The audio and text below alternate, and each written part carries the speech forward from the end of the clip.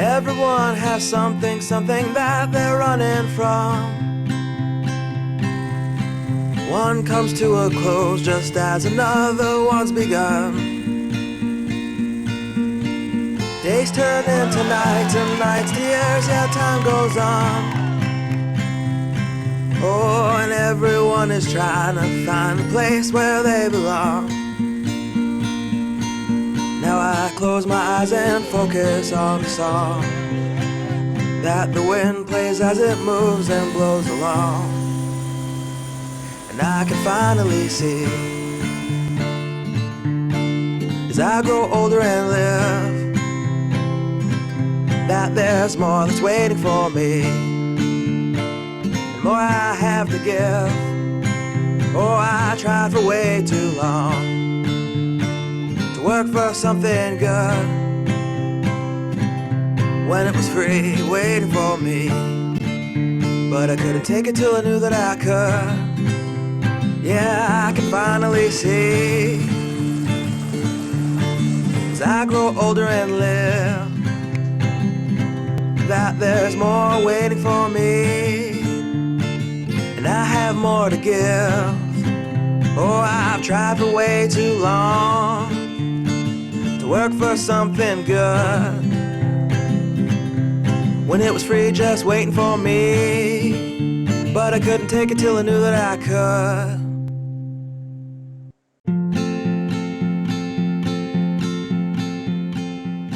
You know, one of the things that's good about having something post-event is when it gets tough out there, you know, I didn't think too much about the pain I was in, you know, so I was kind of pushing through a little bit more and just thinking about the cool stuff that we were going to be doing the next few days and all of the athletes that were there to be a part of it too. So, I don't know, the race was good, the race was fun.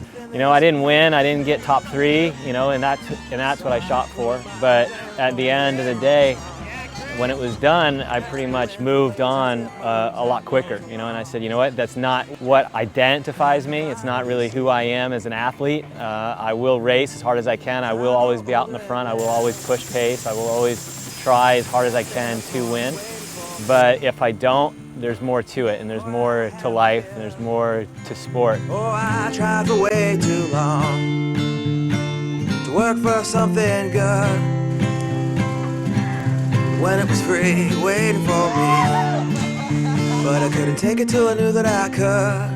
When it was free waiting for me, but I couldn't take it till I knew that I could. Oh.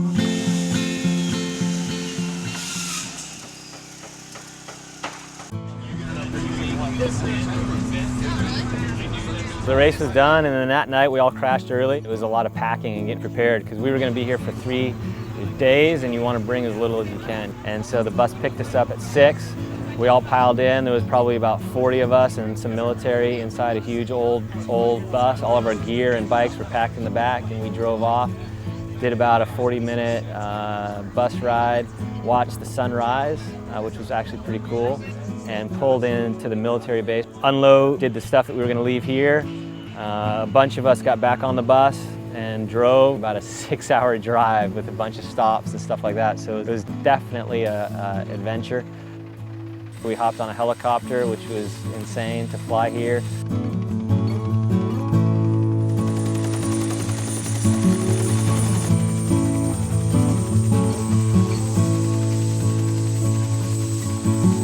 When we arrived, it was amazing. The kids were smiling, and it was cool just to get a welcome into a new place. And I think the excitement that they had, knowing what we were there for, knowing that we were coming here to give back and then to build a home for a family that lost a home a little more than a year ago. And you know, when we get here and we spend some time here, it's amazing to see how little they have, you know, and how simple their lives are. And they're all still really happy, you know, they all really enjoy life. They all seem like they just enjoy their village and the life that they have here. And we want to give back a little bit and improve it, but we want to improve what they have on their own terms. We don't want to come in here and go, you need this and you need that, and come and do it. But we want to replace what they had prior to the flood, but make sure that we do a good job. And You got 2 bedrooms, a kitchen and a bathroom is going to be downstairs. So they're actually going to be one of the more luxurious places around here where they're actually going to have their own shower, which is pretty cool.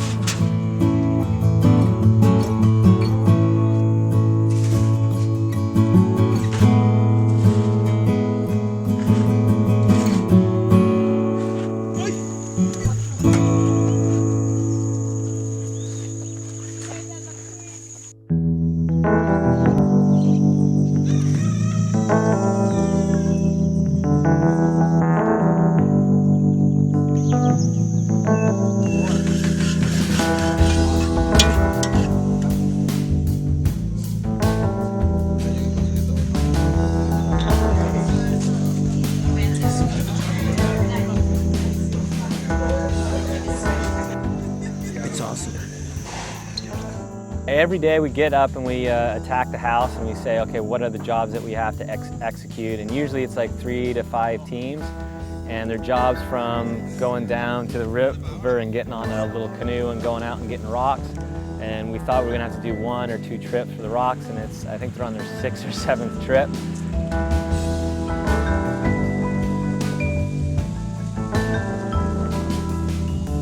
You can't go down to the store and pick up some rocks. You got to find some rocks in the creek and pile them in. And the rocks are for a sewage system, so it's going to be pretty sweet. They got their own sewer system or septic tank, and so we're just dialing it in. There's framing that's going up.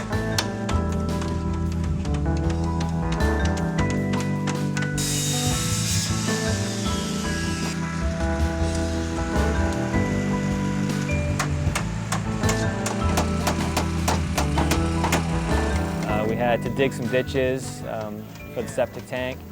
So everyone is rallying hard. You know, when we chose to do this, I had no idea how many guys and girls would sign up and do it, you know, because it's the day after a race. And I know how I feel when I'm done with the race. I am sore as all heck, you know, and can hardly walk. And so I wasn't sure if guys were gonna rally and do it. And we had to cut it off. And guys still, the day of the race, were saying, we wanna come, we wanna come. And so it was amazing to see how eager everyone was to be a part of this and join in, and how they sacrificed their last few days here to come and build and work, you know, and walk around and carrying rocks with sore legs up hills. I mean, it's not easy out here, and guys have not stopped working. I've seen some of them sweat more here putting up a house than sweating in a race. But it's fun because you know what it's doing, you know what you're doing, you know where it's going. It's fun. Blooper reel. Oh.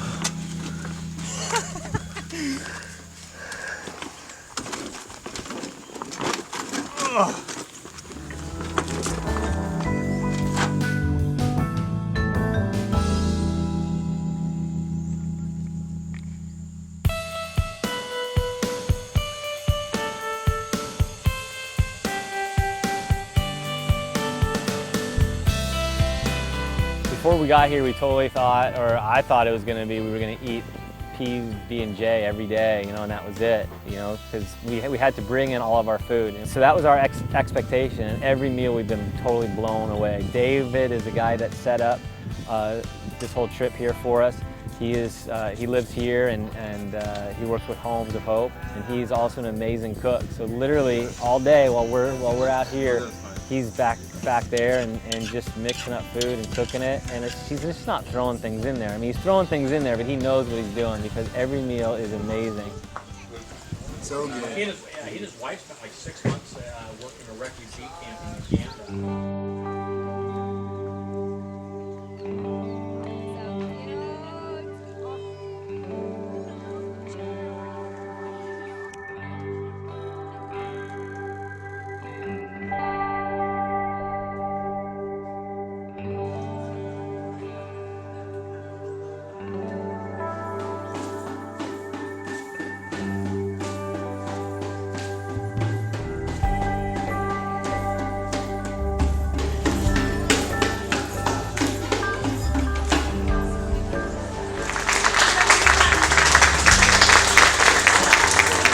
This is why I got involved, you know, this is why I, as far as create, did more than sport, was to really just do what we're doing and sharing that mindset with the athletes that come and are a part of it. Because for me, when I'm at home and I'm on my bike or I'm sitting at a beach or I meet somebody, you know, I try to always have in my mindset, like, what can I do more?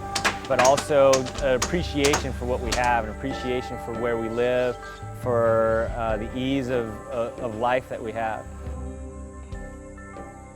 You know, taking it back to your own families and not taking things for granted. The smallest thing, the clean water, you know, light, power, everything like that. I over-prepared. This was primitive camping to some extent. Absolutely primitive building.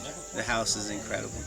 Being here has put a lot in perspective. You know, it makes me personally realize that, you know, being tied to cell phones and laptops and just the whole work grind, it's not even on these people's radar. And just being able to kind of step back and realize, like, there's a whole world out there that has no idea what that stuff is, and they don't care. Just kind of set my perspective a little bit. I came here thinking that I may, you know, just a great little life change, and that's exactly what happened. Just the things we have back at home and the way we live and things we take for granted, and you learn to really appreciate that. And I've always given to charitable organizations and through churches and things like that, but to go and actually do it, though, more than sport, created this great opportunity, you know, right after a race to go do something. So it was a no-brainer. So everybody on our team is here wholeheartedly and wants to be here. Everybody's interacting with the children, with the families, with the community as we walk up and down the trails to the site. It's so nice to stop and interact. Even though the language barrier is there, the connection is very apparent. Seeing again, like, the kids, and it might be because I miss my family a lot, but just like knowing that we're able to impact these kids' lives is just such a cool thing for me. So yeah, there's a lot of things, just realigning my priorities and taking time to think about that. First impression was I'm not at home anymore. This has been an awesome experience, interacting with these people and seeing how they live, and just experiencing the contrast on how I live. I think it's just kind of bringing it back to simplified living. It's amazing how these people just do it with hardly anything, and they're happy. I don't think I've ever seen more kids just with smiles, and I feel like I don't hear many babies crying, and there's tons of babies here. Yesterday was cool. I had a couple of moments where I just had a moment of clarity where the body was more or less designed to work. You know, we spend so much time in an office behind a computer screen, faxing, paperwork, and it's cool to get away from all of that and to experience this. That's just crazy. I mean, it's really unexpected and just really different to see, like, you know, these professional triathletes coming to a place in the middle of the Darien jungle, which nobody comes to this far usually. I mean, I've only been to the Darien 3 times, and it was just to set up your guys' group. So this is really an awesome experience, and to see the contrast between the indigenous culture, Ironman triathletes, you know, YWAM missionaries, and different people working together here to make this happen. You know, sometimes just a dream can be like, that's a good idea, but then when you really have it and you implement it and other people get behind it, it really takes everyone, and it takes the shoulders of everyone to really see those kind of selfless dreams fulfilled, you know. So it's exciting to see the response of putting the call out and saying, hey, will you come help, will you come build for someone in need, and then to see the response. And it's astounding, man, really, to see everyone out here just working as hard as they can.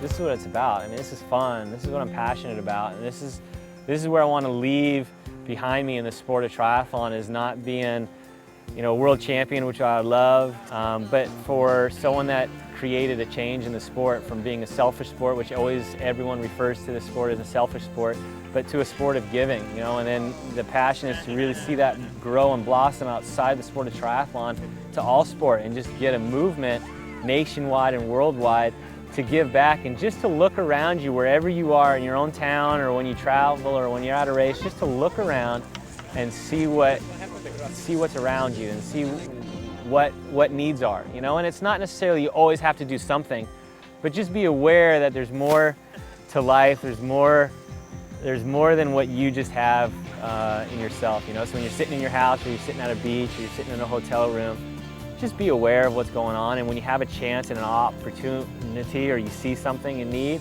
to react upon that and give, you know. And you'll be amazed that no matter how much you give, you're gonna feel like you get so much more back. Like, we're sweating like crazy here, and we're working hard, and we're giving a lot.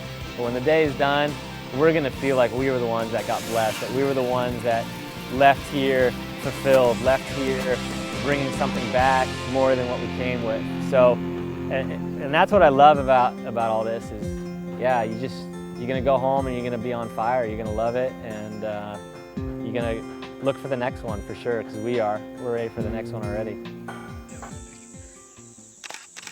And we finished. Yay. Everyone has something that they're running from. One comes to a close just as another one's begun. Days turn into nights, and nights to years, yeah, time goes on. Oh, and everyone is trying to find a place where they belong. Now I close my eyes and focus on the song that the wind plays as it moves and blows along. And I can finally see, as I grow older and live, that there's more that's waiting for me, and more I have to give. Oh, I tried for way too long to work for something good, when it was free waiting for me. But I couldn't take it till I knew that I could. Yeah, I can finally see, as I grow older and live, that there's more waiting for me, and I have more to give. Oh, I've tried for way too long to work for something good, when it was free just waiting for me. But I couldn't take it till I knew that I could.